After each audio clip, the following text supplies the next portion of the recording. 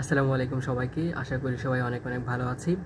আজকের ভিডিওতে আমরা কথা বলবো যে আমাদের এসএসসি এবং এইচএসসি লাইফের যে ডিফারেন্সটা এবং আমরা এইচএসসি লাইফে গ্রুপ চেঞ্জ নিয়ে আমরা একটু সিদ্ধান্তহীনতায় ভুগি এটা নিয়ে, এবং এর সাথে আমরা কয়টা করে প্রাইভেট পড়বো সাবজেক্ট ওয়াইজ সেগুলো নিয়ে কথা বলবো। তো ভিডিওটা খুব একটা বড় হবে না, যাদের লাগবে তারা অবশ্যই ভিডিওটা শেষ পর্যন্ত দেখবে আশা করি। তো আমি আমার পার্সোনাল এক্সপিরিয়েন্স থেকে আশেপাশে যা দেখছি সেইটুকু থেকে আলোচনা করার ট্রাই করব। তো প্রথমে আসি এসএসসি এবং এইচএসসি লাইফের ডিফারেন্সটা কোথায়। তো এসএসসিতে যদি পড়াশোনা হয় 1% বা ধরলাম 10%, এইচএসসিতে সেটা 100%। মানে তুমি এসএসসির ধরো কেমিস্ট্রি বইটা 200 বা 250 পৃষ্ঠা, কিন্তু সেই ক্ষেত্রে এইচএসসি কেমিস্ট্রির একটা অধ্যায়ই 250 পৃষ্ঠা। তার মানে তোমাকে এবং পড়ার সময় 2 বছর, এসএসসির ওই একটা বই পড়ার সময় 2 বছর, আর এখানে এইচএসসিতে তোমাকে এরকম 10টা অধ্যায় আছে কেমিস্ট্রি শুধুমাত্র। এই 10টা অধ্যায় পড়তে তোমাকে 14 মাস বা 15 মাসে পড়তে হবে। তো তার মানে পড়াশোনা কিন্তু হিউজ এখানে বেড়ে যাচ্ছে। তো এটা প্রথমত আমাদের এসএসসি আর এইচএসসি ডিফারেন্স। এখন আমাদের এক্সপেকটেশনটা এসএসসিতে অনেক হাই হয়ে যায়। কিভাবে? তো যখন আমরা এসএসসি পরীক্ষাটা দিই, তো এসএসসি পরীক্ষা ওয়ান কাইন্ড অফ দলীয় পরীক্ষা, এটা আমি মনে করি। কিভাবে? তো যখন তোমরা এসএসসি পরীক্ষাটা দাও, সেখানে কি হয়, প্রশ্ন খুব একটা যে আহামরি কঠিন করে এরকম না, তারপরেও আমরা সেখানে বন্ধুদের সাথে শেয়ার করে লেখার সুযোগ থাকে। এবং এটা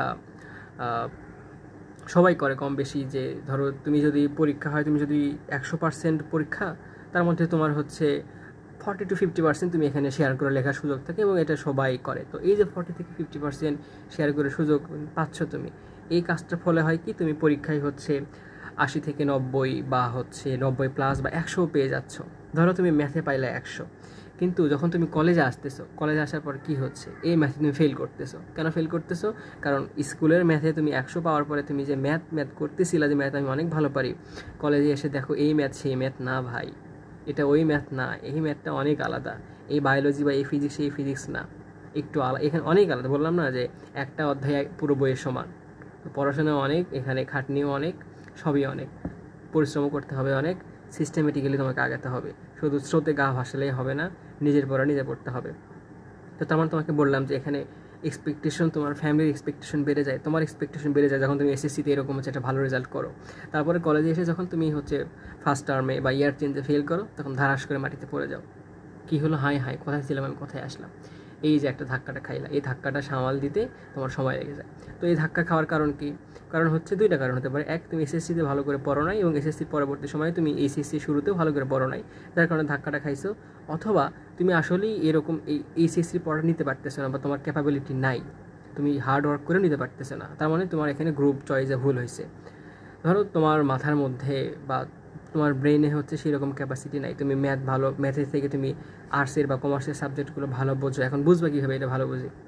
দেখতে হবে একটু, তুমি যাদের সাথে তোমার আশেপাশে যারা আছে বড় ভাই, তাদের সাথে কথা বলতে হবে যে আসলে আমি এরকম করতেছি, ম্যাথ তো অনেকবার করার পর আমি বুঝতেছি না। তো আচ্ছা, এরকম হয় যে তুমি ধরো একটা ম্যাথ একবার করার পর, ভাইয়া ম্যাথ আমি করছি তা পরীক্ষায় পারতেছি না। ভাই কয়বার করছো তুমি? তোমাকে বারবার করতে হবে, ম্যাথটা হাতে রাখতে হবে। বায়োলজি যেমন আমরা বলি মুখস্থ, ম্যাথও ওয়ান কাইন্ড অফ মুখস্থ। বায়োলজির মুখস্থ কী করে? শুধু বায়োলজি দেখো, বায়োলজি শুধু মুখস্থ করতে হয় না, বায়োলজিকে বুঝতে হয়, লজিক বুঝতে হয়, এর রিলেটেড আশেপাশের বেশ কিছু জিনিস আমাদের জানতে হয়। তারপরে বায়োলজি সেটা মুখস্থ করতে হবে, কম বেশি তোমাকে মুখস্থ করতে হবে, মুখস্থ না করে কোনো ছাড় নাই। তো ম্যাথও এরকম মুখস্থ করতে হয়। যারা ধরো বুয়েটে পড়ে বা যারা ম্যাথ নিয়ে অনার্স মাস্টার করতেছে, তাদেরও দেখবে এরকম ম্যাথ মুখস্থ করতে হয়। বুঝে আসলে কত দূর যাবে, সম্ভব না। কয়েকটা ম্যাথ থেকে যেগুলো মুখস্থ করতে হয়, ভাইদের থেকে শোনা কথা, এগুলো আমার বানানো কোনো কথা না। তো ম্যাথের মুখস্থটা কীরকম? ম্যাথের মুখস্থটা আসলে এরকম লাইন বাই লাইন না, তোমাকে একটা ম্যাথ বারবার করে মুখস্থ করতে হবে। এটা কীরকম? বারবার করে মুখস্থ করতে হবে, তোমাকে প্র্যাকটিস করতে হবে।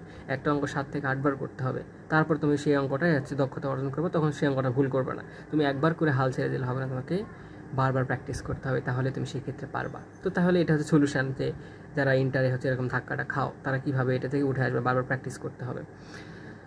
তো আর যখন দেখবা যে এরকম করে হচ্ছে না, তোমার আসলে তখন মনে হবে গ্রুপ চেঞ্জ করা উচিত ছিল, কারণ তুমি তো জানো তোমার ভিতরে কী আছে, তুমি কতটুকু পারবা। অবশ্যই চেষ্টা করতে হবে, বাট চেষ্টা করার পরে যখন তুমি পারবা না, তখন তোমার আসলে গ্রুপ চেঞ্জ করা উচিত। তোমাকে আর্টসে বা কমার্সেও তো ম্যাথ আছে, আর্টসে খুব একটা হয়তো ম্যাথ নাই, তখন তুমি সেই দিকে করবে। এখন বলতে পারো ভাই আর্টসের তো দাম নাই, এটা নাই সেটা নাই, এটা তুমি জানো, বাট ওয়ার্ল্ড ওয়াইড বা পুরো দেশেই বলো, সব ক্ষেত্রে ভাইয়া সব কিছুরই গুরুত্ব আছে, কোনোটা গুরুত্বহীন না। তোমার ভার্সিটি বলো, সব ক্ষেত্রেই সকল বিভাগেরই গুরুত্ব আছে, কোনোটা ভালো কোনোটা খারাপ এরকম বলা যাবে না। তবে আমরা হচ্ছে শুধুমাত্র ডাক্তার ইঞ্জিনিয়ারকে মানুষ ভাবি, আর ওগুলোকে ছাত্র ভাবিই না, এরকম একটা আমাদের সমাজ হয়ে গেছে। তো এটা থেকে আমাদের আসলে বের হতে হবে, বের না হলে আসলে এই জিনিসটা এইটা ওটা ভাঙতে পারবো না আমরা। তো তার মানে তুমি যখন পারবা না তখন তুমি হচ্ছে গ্রুপ চেঞ্জের সিদ্ধান্তটা নিবা, এটা তোমার জন্য উপকারী হবে, তোমার প্রেশারটা কমবে, প্লাস বাঁচতে পারবা। না হলে তোমার কান্নাকাটি করে করে এইচএসসি লাইফ শেষ করতে হবে। ওকে, তো এটা আমি বলেই দিলাম। এরপরে আসি হচ্ছে প্রাইভেট চয়েস নিয়ে। তো প্রাইভেটের ক্ষেত্রে যেটা হয়, আমরা অনলাইন অফলাইন এখন দুইটাই সুযোগ আছে। তো যাদের একান্তই অফলাইনে পড়ার মতো অ্যাবিলিটি নাই তারা ভাই অনলাইনে করো, বাট যদি তোমার অ্যাবিলিটি থাকে, সুযোগ সুবিধা থাকে, তুমি অফলাইনে পড়ো। তোমার এলাকায় জেলায় ভালো ভালো স্যার অবশ্যই আছে, যখন অনলাইন ছিল না তখন তারা অফলাইনে পড়াইছে, এখনও পড়ায়, তুমি সেই স্যারগুলোর কাছে পড়ো, অনেক বেনিফিট হবা। এই অনলাইন অফলাইনে আমি একটা হচ্ছে এর আগে ভিডিওতে কথা বলেছিলাম, তোমরা চ্যানেল সেটা দেখে নিতে পারো, আমি ওখানে হিউজ আলোচনা করছি কী কী হয়। আপাতত আমি হচ্ছে এখানে অফলাইন নিয়ে কথা বলতেছি। তো অফলাইনে পড়বা, কয়টা করে পড়বা? একটা সাবজেক্টের জন্য একটা করে পড়বা। ভাইয়া দুইটা এই স্যারে পড়াতে বুঝি না, তো স্যার চেঞ্জ করো। তুমি ওই স্যার বোঝো না তাও স্যারের কাছে পড়ে আসো, কী জন্য? স্যার চেঞ্জ করো। স্যার চেঞ্জ করবো কীভাবে? ধরো ইন্টার লাইফের শুরুতেই তুমি 1 মাসের মধ্যেই স্যার চেঞ্জ করাটা শেষ করবা। তুমি 6 মাস ধরে স্যার দেখে দেখে বেড়াবা, এরকম হবে না। এরকম করলে তুমি সেখানে হচ্ছে পার পাবা না, তুমি সেখানে ফেইল্ড হবা, তোমার পরীক্ষার রেজাল্ট খারাপ হবে। তোমাকে 1 মাসের মধ্যেই সিদ্ধান্ত নিতে হবে তুমি কার কাছে পড়বা। তো সুযোগ থাকে বিভিন্ন জায়গায় ক্লাস করে করে দেখার, তুমি 2-1 দিন করে করে দেখবা যে পড়া বুঝতেছো কি না, যার পড়া বুঝবো তার কাছে পড়বা, আর যদি না বোঝো তাহলে স্যার চেঞ্জ করবা। এখন ভাই অনেক জায়গায় তো ফ্রি ক্লাস করার সুযোগ থাকে না, তাহলে তার আগে যারা স্টুডেন্ট ছিল, বড় ভাইয়েরা যারা আছে তাদের থেকে শুনবা, যারা অবশ্যই অনেক ভালো রিভিউ আছে, খারাপ রিভিউ আছে, তুমি সবার সাথে কথা বলে এই সিদ্ধান্তটা নিবা। এখন ধরো ভাই আমি ব্যাসেও নিছি, বাসায়ও নিছি, দুইটা কেন নিবা ভাই তুমি? আচ্ছা বলো, বাসায় কখন নেয়? যখন কেউ ব্যাসে পড়া বোঝে না তখন সে বাসায় নেয়। তো তুমি তো অলরেডি বাসায় নিছো, তাহলে ব্যাসে বোঝো না দেখেই তো বাসায় নিছো, তাহলে ব্যাসটা বাদ দাও, ব্যাসে নিয়ে কী দরকার? তোমার এই সময় দরকার হচ্ছে টাইম সেভ করা, টাইম সেভ করতে হবে, নিজে পড়তে হবে, নিজেকে সময় দিতে হবে। শুধুমাত্র প্রাইভেট রাস্তায় গলিতে ঘুরে বেড়ালে হবে না, নিজেকে পড়তে হবে, নিজে পারতে হবে। তুমি যতবার করবা নিজে নিজেই, তোমার তত লাভ, তত তুমি এখান থেকে ভালো আউটপুট পাবা, আউটপুট ছাড়া কোনো কথা হবে না। আচ্ছা, তাহলে এইচএসসি বললাম, প্রাইভেট বললাম, অনলাইন আসি, সাবজেক্ট রিভিউ আসি। এবার আমরা সাবজেক্ট রিভিউর প্রথমেই বলে দিলাম যে হচ্ছে কোন সাবজেক্টে, ম্যাথের ক্ষেত্রে কীরকম বারবার পড়তে হবে তোমাকে, ফিজিক্স কেমিস্ট্রির ক্ষেত্রে থিওরিটা ভালো করে পড়তে হবে, বায়োলজির ক্ষেত্রে হচ্ছে তোমাকে হচ্ছে লজিক, বেসিক এগুলো ভালো করে তারপর মুখস্থ করতে হবে। মুখস্থ করতে হবে, আসলে মুখস্থ ছাড়া কোনো গতি নাই এখানে, তোমাকে মুখস্থ করতে হবে, চিত্র আঁকানো শিখতে হবে, তারপরে কনসেপ্ট তোমাকে ঠিক মতো পড়তে হবে, তোমাকে বারবার প্র্যাকটিস করতে হবে। 1 সপ্তাহ পড়লা, পরের সপ্তাহ পড়লা না, এরকম না, তোমাকে হচ্ছে প্রথম থেকেই রেগুলারিটি মেনটেন করে পড়াশোনা করতে হবে, সব সাবজেক্টকে সমান গুরুত্ব দিতে হবে, কোনোটা কম কোনোটা বেশি এরকম দিলে তুমি পরবর্তীতে এটার সাথে মিলাতে পারবে না। তোমার টার্গেট হোক বুয়েট, হোক মেডিকেল বা যেটাই হোক, বাট তোমার আগে মেইন ফোকাস হচ্ছে এইচএসসিতে। এইচএসসি তোমাকে সবগুলো সাবজেক্টে দিতে হবে।